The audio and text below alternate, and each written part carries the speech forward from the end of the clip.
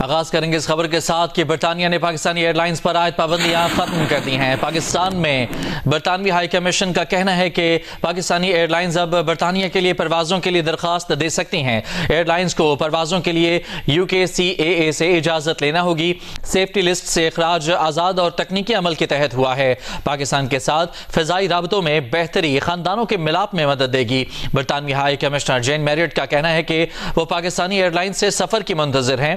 انہوں نے کہا کہ میں برطانیہ اور پاکستان میں ہوابازی کے ماہرین کے تعاون کی بھی شکر گزار ہوں۔ جین میریٹ نے کہا کہ پاکستانی اور برطانوی ماہرین کے مشترکہ کاوشوں سے عالمی حفاظتی معیار کو حاصل کیا گیا ہے۔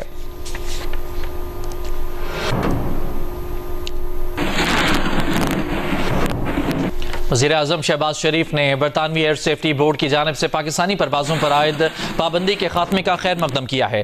ایک بیان میں وزیر اعظم نے کہا کہ پاکستانی رہنماؤں کے غیر ذمہ دارانہ بیانات سے ماضی میں پاکستانی پروازوں پر پابندیاں لگیں۔ PTI رہنماؤں کے غیر ذمہ دارانہ بیانات سے ملک کی ساکھ کو نقصان پہنچا۔ پاکستان اور برطانیہ کے درمیان قومی ایئر لائن کی پروازوں کا دوبارہ آغاز اہم سنگ میل ہے۔ وزیر اعظم نے کہا کہ اس مثبت پیش رفت سے بین الاقوامی سطح پر پاکستان کی ساکھ میں اضافہ ہوگا۔ برطانیہ کے ساتھ پاکستان کے دو طرفہ تعاون کو مزید فروغ ملے گا۔ پاکستانی ایئر لائنز کو عالمی کمپنیوں کے ساتھ مسابقت میں لانے کے لیے اقدامات جاری ہیں۔ حکومت ایوی ایشن سیکٹر میں بین الاقوامی معیار کے تقاضے پورا کرنے کے لیے اقدامات کر رہی ہے۔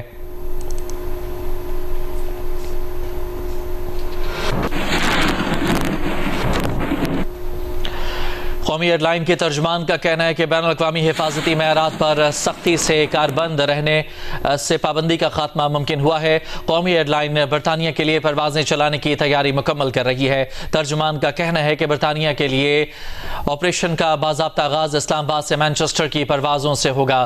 شیڈول کی منظوری ملتے ہی ابتدائی طور پر ہفتہ وار 3 پروازیں چلائی جائیں گی۔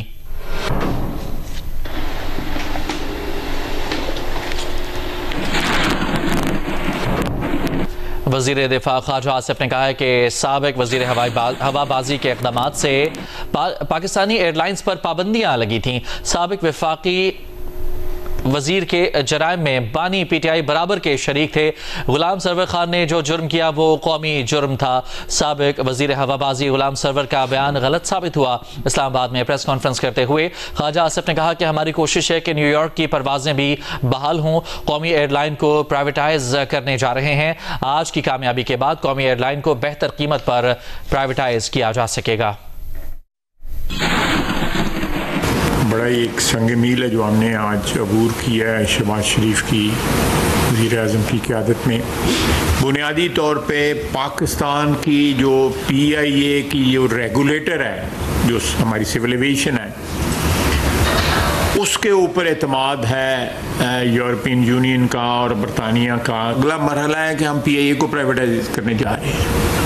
جو خوشخبری ملی ہے اس سے پرائیویٹائزیشن کے جو پروسیڈز ہوں گی ان میں بھی جو ہے ایک ویلیو ایڈیشن ہوئی ہے۔ اس کی قیمت ہمیں اب بہتر ملے گی کیونکہ ہم PIA کو ایک انٹرنیشنل تمام روٹس جو ہے بحال کر کے اس کے بعد جو ہے اس کو پرائیویٹائز کر رہے ہیں۔ PTI کی حکومت میں غلام سرور صاحب جو اس وقت وزیر ہوابازی تھے، انہوں نے اپنے ہی ادارے پہ الزام لگا کے جو بین الاقوامی ریگولیٹرز تھے ایک قسم کی ان کو دعوت دی کہ وہ پاکستان کی قومی ایئر لائن کو جو ہے اس پہ پابندیاں لگا دیں۔ یہ ایک میں سمجھتا ہوں کہ کرائم اگینسٹ اسٹیٹ تھا اور اس کی رسپانسبلٹی جو ہے وہ عمران خان پہ بھی آتی ہے کیونکہ وہ اس وقت ان کی اس کی کابینہ کے رکن تھے۔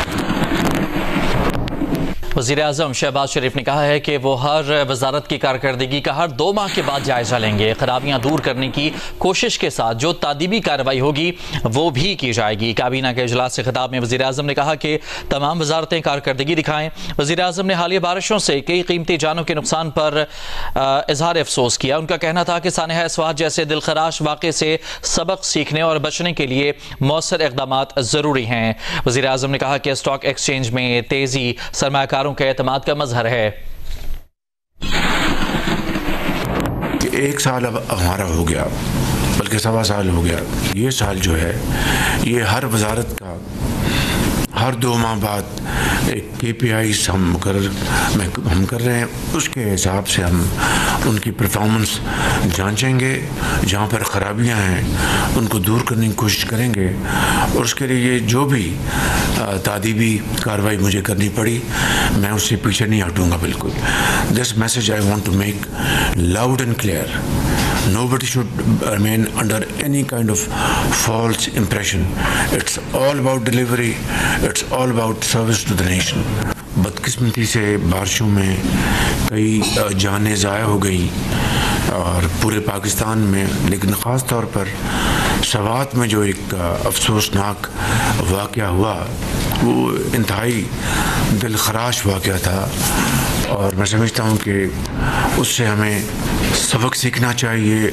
स्टॉक एक्सचेंज का इंडेक्स तारीख़ी सतह पर पहुँचा, तो ये एक सेंटिमेंट है, जो बिज़नेस एनवायरनमेंट का एक सेंटिमेंट है कि लोग स्टॉक एक्सचेंज में अगर सरमायाकारी कर रहे हैं तो एक जो पॉजिटिव जो एक सेंटिमेंट है, ये उसकी मैं समझता हूँ कि उसकी अक्कासी है। वफाकी वज़ीर दाखिला मोहसिन नकवी से बीजिंग पुलिस डिपार्टमेंट के वफ़द ने मुलाकात की है। इस मुलाकात में इस्लामाबाद पुलिस और बीजिंग पुलिस के माबैन इश्तराक कार बढ़ाने पर तबादला ख्याल किया गया। मुलाकात में इस्लामाबाद पुलिस के अफसरान को जदीद पुलिसिंग और टेक्नोलॉजी की तरबियत के लिए बीजिंग भिजवाने का फैसला किया गया। इस्लामाबाद पुलिस के अफसरान बीजिंग पुलिस डिपार्टमेंट में तरबियती कोर्सेज करेंगे। इस्लामाबाद पुलिस के अफसरान पुलिसिंग निज़ाम की बेहतरी के लिए आर्टिफिशियल इंटेलिजेंस की भी ट्रेनिंग लेंगे। मोहसिन नकवी ने कहा कि बीजिंग में जदीद तरबियत से इस्लामाबाद पुलिस के इस्तेदाद-ए-कार में इजाफा होगा। दहशतगर्दी, मुनज़्ज़म जराइम, मनशियात, इंसानी स्मगलिंग पर मालूमात का बरवक्त तबादला इंतहाई अहम है।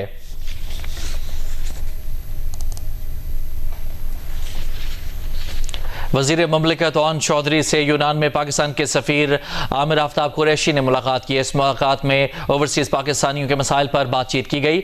वज़ीर ममलिकत ओन चौधरी ने ओवरसीज़ पाकिस्तानियों के मसाइल जल्द हल करने की हिदायत दी। ओन चौधरी का कहना है कि ओवरसीज़ पाकिस्तानी हमारा असासा और मुल्क के सफ़ीर हैं। मसाइल के हल के लिए वज़ीर आज़म ने ठोस इक़दामात किए।